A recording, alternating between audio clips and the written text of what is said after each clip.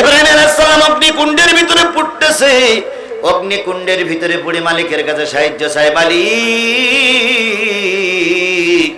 আমার তো কোনো দোষ নাই, আমি একটাই দোষ হচ্ছে তোমার ধর্মের কথা বলি তাই ওরা আগুনে ফেলে, তুমি যদি আমাকে সাহায্য করো ওরা আমার কিছুই করতে পারবে না। আল্লাহ বললেন কুলনা ইয়া নারু কুনি বারদাও ওয়া সালামান আলা ইব্রাহিম,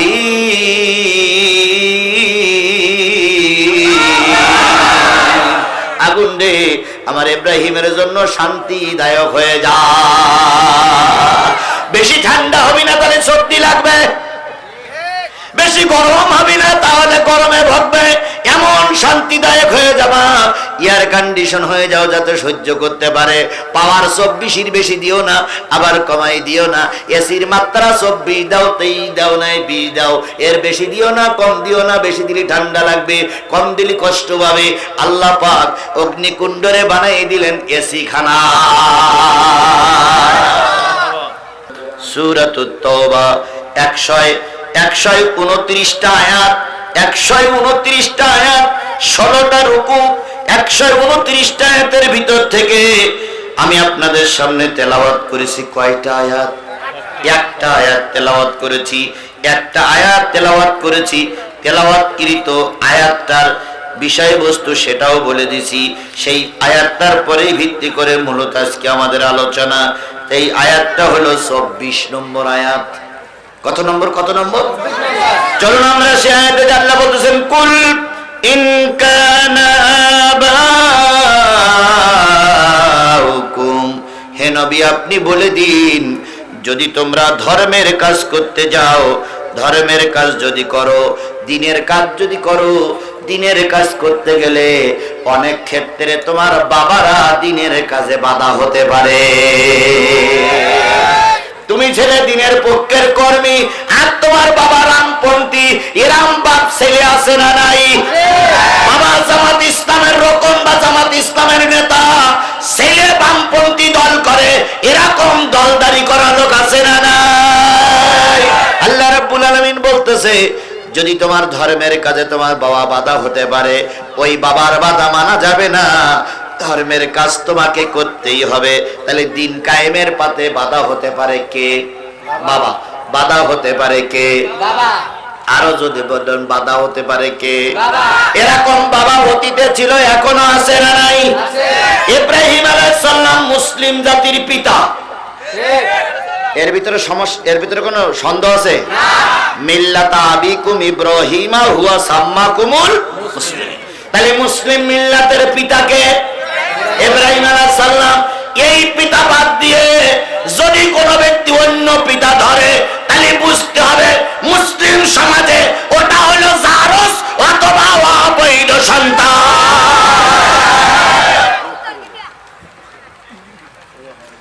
এবার আমি আগেও বলেছি, আজকেও বলতেছি, বলুন তো সর্বমোট সব মিলে পিতা কয়জন? তিনজন। একজন হলো মানব জাতির পিতা, নাম কি? দুই হলো মুসলিম জাতির পিতা, তিন হলো নিজের জন্মদাতা পিতা। কথা বলেন ঠিক না ঠিক? এবার মানব জাতির পিতা, গোটা বিশ্বের মানব জাতির পিতার নাম কি? না, আদম আলাইহিস সালাম। আর গোটা মুসলিম জাতির পিতার নাম কি? ইব্রাহিম আলাইহিস সালাম। আমাদের পিতা একজন আছে, এই তিন পিতা ছাড়া বেশি পিতা মানা যাবে না। ছেলে একটু বড় হয়েছে, স্কুলে গিয়ে মাস্টার জিজ্ঞেস করেছে বাবার নাম কি, তো ছেলে বলতে পারেনি, বাড়ি এসে জিজ্ঞেস করছে মা আমার বাবাকে।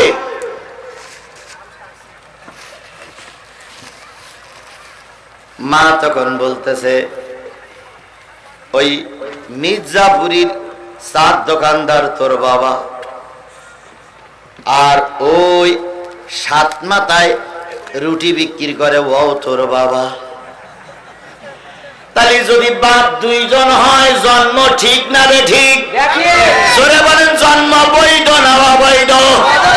আল্লাহর বিধানের বাইরে যারা বাপ মানতেছ জেনে নিও তোমাদেরও জন্ম সূত্রে তোমরা অবৈধ। এবার আসুন তাই যদি হয় তাহলে বাংলাদেশ জামাত ইসলামী যারা লোকজন তারা মনে করে মুসলিম মিল্লাতের পিতার নাম কি? যারা জাতীয়তাবাদী দল বিএনপি করে তারা মনে করে কি? জাতির পিতা ইব্রাহিম আলাইহিস সালাম। যারা ওই হেফাজত করে তারাও মনে করে জাতির পিতা। যারা জাতীয় পার্টি করে তারাও মনে করে জাতির পিতা।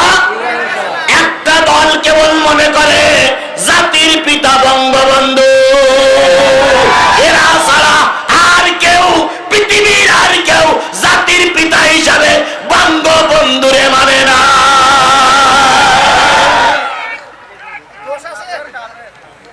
সে দোষ ত্রুটি পরে দেখবো, ওটা আল্লাহ দেখবে।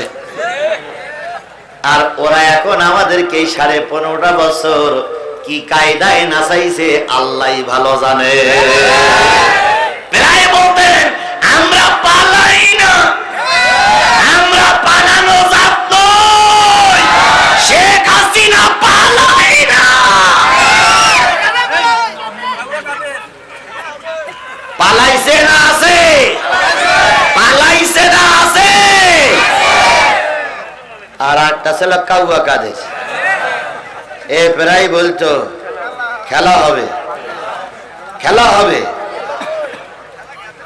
এখন আর খেলা আর কেউ খেলতেছে না, কথা বলেন ঠিক না বেটি? এখন সবাই আল্লাহর রহমতে নীরব হয়ে বসে আছে অথবা পালাই চলে গেছে। ভালো হয়ে যাও, ভালো হয়ে যাও মাসুদ তুমি, এ কথাকে বলবে আর হারিয়ে গেছে কাউয়া কাদের, কেউ জানে না খবর তার। ভালো হয়ে যাও, ভালো হয়ে যাও মাসুদ তুমি, এ কথাকে বলবে আর পালিয়ে গেছে কাউয়া কাদের, কেউ জানে না খবর তার। ভালো হয়ে যাও। ফকরুল সাহেব আপনার বাসায় কাউয়া কাদের গেছেননি, ঠাকুর গায়ের বাসায় তার থাকতে আপনি দেশেননি। কথা বলেন, কথা বলেন। তাহলে এইরকম করে অনেক জ্বালান জ্বালাইছে, এখন তার আর নাই। তাই বলতেছিলাম ধর্মের পথে বাধা হতে পারে কে? বাবা। ধর্মের পথে বাধা হতে পারে কে? অনেক বাবারা ধর্মের পথে বাধা হয়ে দাঁড়াইছে, এখনো হচ্ছে। ইব্রাহিম আলাইহিস সালামের নাম নিয়ে শুরু করেছি। ইব্রাহিম ধর্মের কথা বলতে লাগলেন, বাধা হয়ে গেল নমরুদ, আর বাধা হলো তার নিজের আপন বাবা। বাবার নাম কি? আজর বা তারেক। বাবা ছিল ওই নমরুদের ধর্মমন্ত্রী। কি মন্ত্রী? ধর্মের কাজ আজর করত। এবার নমরুদ ডেকে বলল, ও তারেক বা আজর, তুমি যদি আমার সমাজে মন্ত্রিত্ব নিয়ে বেঁচে থাকতে চাও, তোমার ছেলেরে সামলাও। বাপ চলে গেল ছেলের কাছে। ভালো করে বোঝেন, কয়টা বাধা বলবো? তার ভিতরে প্রথম বাধা কি? বাবা। বলতেছি এক এক করে। এইবার বাবা চলে গেল ইব্রাহিমের কাছে। ইব্রাহিমের কাছে দিয়ে বলতেছে, আমি ধর্মের, আমি এই রাষ্ট্রের একজন মন্ত্রী, তুমি যদি এভাবে কাজ করো আমার মন্ত্রিত্বই থাকে না। ইব্রাহিম আলাইহিস সালাম বললেন, বাবা আপনি কি বলতে চান? কয় ধর্মের কথা বলা বন্ধ করে দাও। ইব্রাহিম আলাইহিস সালাম বললেন, বাবা আমি এক ইন্নী ওয়াজ্জাহতু ওয়াজহিয়া লিল্লাযী ফাতারাস সামাওয়াতি ওয়াল আরদ হানিফা ওয়া মা আনা মিনাল মুশরিকিন। আমি মুশরিকদের অন্তর্ভুক্ত নই, আমি এক আল্লাহর দিকে মতওয়াজ্জা করেছি, সেই আল্লাহর পথে থাকবো, অন্য কাউকে মানি না। ইব্রাহিম তুমি যদি আমার কথা না মানো, তুমিও মারা যাবা আর আমার চাকরিও যাবে। ইব্রাহিম আলাইহিস সালাম বলেন, আপনার চাকরি থাকলো কি গেল ওটা আমার দেখার দরকার নাই, আল্লাহর পথ থেকে এক ইঞ্চি দূরে সরে যাব না। এরকম ইমানদার এখনো আছে না নাই? আরো জোরে বলেন আছে না নাই? ইব্রাহিম আলাইহিস সালামকে বাড়ি থেকে বের করে দিল আপন বাবা। বের করে দিয়ে সরকারের সঙ্গে যোগ দিল। সরকারের সঙ্গে যোগ দিয়ে ষড়যন্ত্রমূলক ভাবে বিরাট অগ্নিকুণ্ড তৈরি করলো কারে মারার জন্য? ইব্রাহিম আলাইহিস সালামের দোষ কি কোন জায়গায় ধর্ষণ করে ধরা পড়েছে? কোন জায়গায় চুরি করে ধরা পড়েছে? সরকারের কথা মেনে নেয়নি, তাই তার দোষ যদি হয়, আজকে আল্লামা সাঈদীর ওরা মেনে দিয়েছে সাঈদীর কোনো দোষ ছিল না। সাঈদীর একটাই দোষ ছিল, বাংলার জমিন কোরআনের দেশ হয়ে যায়।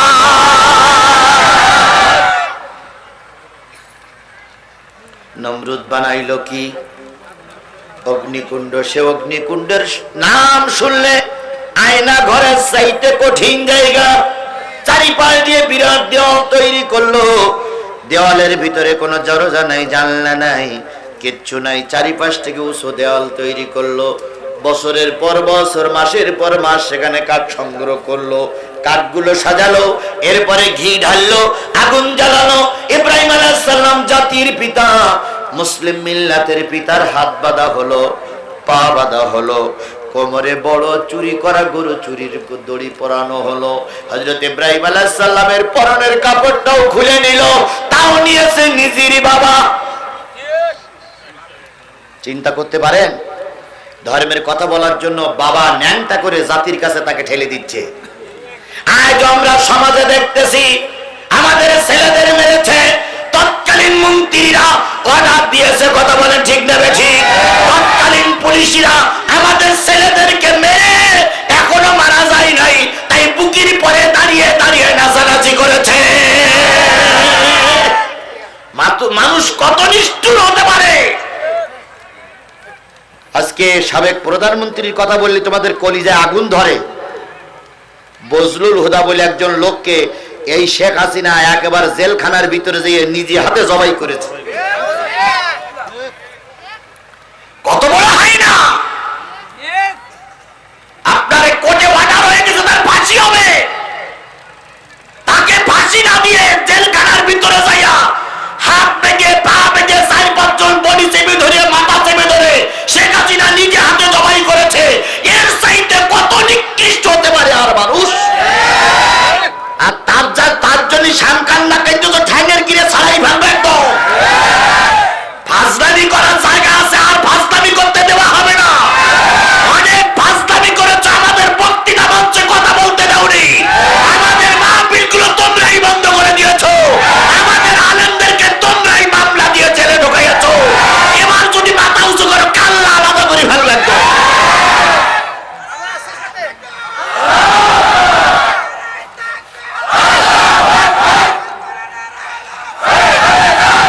ফাজলামি করো, তাই না? এই শেরপুরে তোমরা অনেক নেতা আমার মঞ্চে উঠতে দাওনি। মাহফিল করতে উঠেছি, চারিদিক থেকে তোমরাই ঘিরে ধরে রেখেছিলে। মাহফিলের তলায় তোমরাই হুমকি দিয়েছো, কথা বলা যাবে না। তোমাদের আমার প্রত্যেকের চেনা আছে। আমি এই শেরপুরের মাটিতে নতুন আসিনি, অনেক বছর আগের থেকে আমার এই এলাকায় আনাগোনা আছে, কথা বলেন ঠিক না বেঠিক? কে কোন রক্তে জন্ম আমি ভালোই জানি।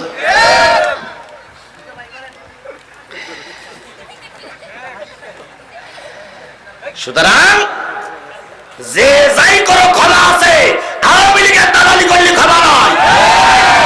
15টা বছর তোমরা আমাদের ভোট কেন্দ্রে যেতে দাওনি। আল্লামা সাঈদীর মতো লোকরে তোমরাই মিথ্যা মামলা দিয়ে মেরে দিয়েছো। কথাগুলো আমি যদিও বলতে চাই না, কিন্তু বলতেই হবে। আপনারা বললু বলবো, না বললু বলবো। যখন চারিপাশে পুলিশ আমার ধরে ফেলেছিল তখন আমি বন্ধ করিনি, আর এখন তো সব আমার লোক। এখানে যারা আছে সব ডাইন ব্লকের লোক না, তাহলে সবাই তো আসছে কোরআনের পক্ষের লোক, কথা বলেন ঠিক না বেঠিক? জাতির পিতা ইব্রাহিমের হাত বাঁধা হলো, পা বাঁধা হলো, কোমরে দড়ি পরানো হলো, পরনের কাপড়টাও খুলে ফেলা হলো। ইব্রাহিম আলাইহিস সালাম লজ্জা শরমে 2 হাঁটুর মাঝখানে মাথাটা রেখে ডুকরে ডুকরে কাঁদে আর বলে, মালিক, বাইরের মানুষ আমার শত্রুতা করেছে, দুঃখ লাগেনি, কিন্তু দুঃখ লেগেছে তখন যখন আমার বাবা আমার শত্রু হয়ে গেছে। এরপরে ইব্রাহিম আলাইহিস সালামের জন্য অগ্নিকুণ্ড তৈরি হলো।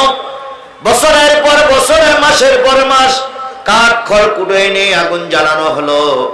আগুন যখন দাউ দাউ করে জ্বলতেছে, ইতিহাসে আসছে, কোরআনের তাফসিরে আসছে, নিচের থেকে 3 মাইল পর্যন্ত উপর দিয়ে কোনো পাখি বা কোনো পক্ষী উড়ে যেতে পারে না, এত আগুনের দাহ লীলা শিখা চলতেছে। সেই আগুনে ইব্রাহিমকে ফেলানো হবে। ইব্রাহিমের একটাই দোষ, ওয়ামা নাকামু মিনহুম ইল্লা আইয়ুমিনু বিল্লাহিল আজিজিল হামিদ। ইব্রাহিম আলাইহিস সালামকে কিভাবে ফেলানো হবে অত দূর তো যাওয়া যাবে না। এবার একটা চড়ক আনা হলো। চড়ক আনার পর চড়কে ইব্রাহিমের দড়িটা বাঁধা হলো। বেঁধে চড়ক ঘুরে যখন ছাড়বে, যতবার চড়ক ঘুরে ছেড়ে দেয় ততবার চড়কের দড়ি ছিঁড়ে যায়। কারণ যার পক্ষে আল্লাহ আছে, পৃথিবীর তার আর কারোর সাহায্যের দরকার না। ওরা বাংলাদেশ জামাত ইসলামী আর বিএনপির নামে মামলা দিয়ে অট্টহাসিতে মত্তহারা হয়েছিল। ময়দানে আর কেউ দাঁড়াতে পারবে না, ময়দানে আর কেউ নেই। এখন তাকিয়ে দেখো, বিএনপি আর জামাত ওনারা গোটা বাংলাদেশ দখল করে রেখেছে। ওনারা আওয়ামী লীগের কোন পুষ্যপুত্র ময়দানে না। কি কায়দায় বলেছিল আজকে 3 লক্ষ লোক এক জায়গায় করবো, একটাও এক জায়গায় হইতে পারে। যেটা এক জায়গায় হয়েছে তো ঠেকের গিরে ছাড়াই ফেলেছে। চড়কের দড়ি ছিঁড়ে যায়, চড়কের দড়ি ছিঁড়ে যায়, দড়ি ছিঁড়ে যায়। ইব্রাহিমকে ফেলাতে পারে না, কারণ ইব্রাহিমকে সাহায্য করতেছেন কে? এবার আসুন, শয়তান ওখানে উপস্থিত। শয়তান এসে বলতেছে, শোনো নমরুদ, পারবা না, পারবা না, তুমি যা দেখো না আমি তাই দেখি। কয় কি দেখো তুমি? কয় আমি দেখতেছি সড়কের তলদেশে অগণিত ফেরেশতা এসে সড়ক ধরে রেখেছে। কারণ আল্লাহর খলিল ইব্রাহিম পড়বে, আল্লাহর খলিল ইব্রাহিম আগুনে পড়বে, এটা কে সহ্য করতে পারবে না? সুতরাং এই ফেরেশতাদের তাড়াতে হবে। নমরুদ বলল, বলো ভাই কিভাবে তাড়াবো? কয় এখানে জেনারে বিচার শুরু করো। জেনারে বিচার শুরু করলে ফেরেশতারা নাপাক জিনিস সহ্য করতে, ফেরেশতা চলে যাবে। শয়তানের বুদ্ধিতে ওখানে জেনাবে বিচার শুরু হলো। ফেরেশতা চলে গেল, চড়ক ঘুরতে শুরু করলো। শেখ হাসিনা হলো নমরুদের ছোট বোন। এর কোনো ক্ষমতা ছিল না আল্লামা সাঈদীর মেরে দেওয়ার। যদি ওই বড় শয়তান ভারতের মোদি যদি বুদ্ধি না দিত, এই আল্লামা সাঈদী, নিজামী, কাদের মোল্লা, তারপরে কি বলে ও যতগুলো নেতা মেরেছে সব বুদ্ধিদাতা ওই কাকড়া খেলো, শুকর খেলো, জাত হলো ওই মুদির বুদ্ধির কারণে আমাদের দেশের আলেমগুলোরে মেরে দেওয়া হয়েছে। ওটা হলো বড় শয়তান আর এটা হলো ছোট শয়তান। আমি আগের দিন একটা ওয়াজ বলেছিলাম, আপনাদের মনে আছে মনে হয় পাশে।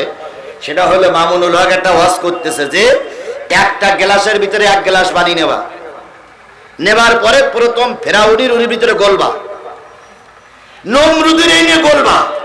তাহলে কয় নেতার গলা হলো? 2 নেতার।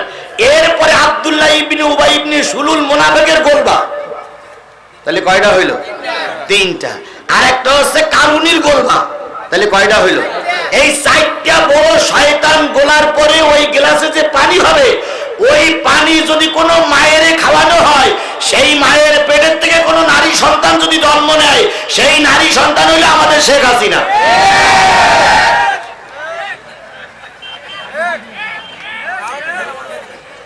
কারণ এরা ফেরাউনির চাইতে আরো নিচে নেমেছে। কথা বলে ঠিক নেমেছে, এরা নমরুদের চাইতে আরো নিচে নেমেছে, এরা হিটলারের চাইতে হিংস্র। আর এর কর্মীগুলো ওই রকম, বেশি লোক লাগে না। একজন কর্মী ময়দানে এসে বসে থাকলে আর কারোর বক্তৃতা করতে দেয় না। মাহফিল করতে আসবো, আইডি কার্ড দেখাও। কেন আইডি কার্ড দেখাইতে আমার কি বিয়ে হবে? তা আইডি কার্ড দেখাইতে আগে মাহফিল করতে এসে মাহফিল করতে আসলে থানায় আইডি কার্ড জমা দেওয়া লাগতো। কথা বলেন ঠিক না বেশি? তারপরে মঞ্চে এসে এই রামপন্থী বামপন্থীদের মুখে দাঁড়িয়ে নাই, এশার নামাজ পড়েছি কিনা জানি না, সারাদিন পেশাব করে ঘন্টা নাড়াতেছে, একবার মনে হয় পানি নেই, কুলুক নেই।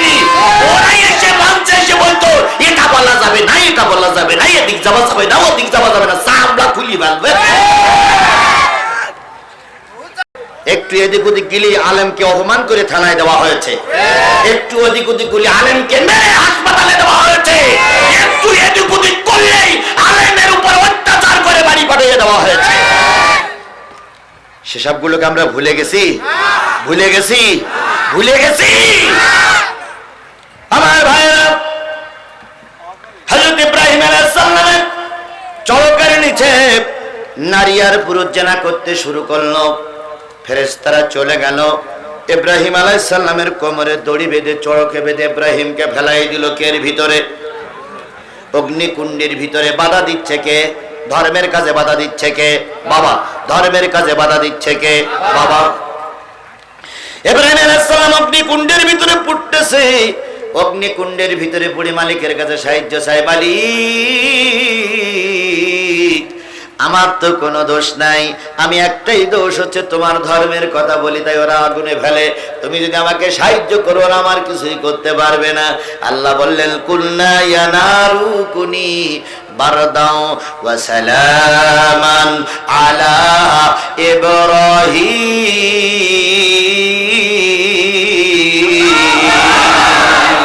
আগুন রে আমার ইব্রাহিমের জন্য শান্তিদায়ক হয়ে যা।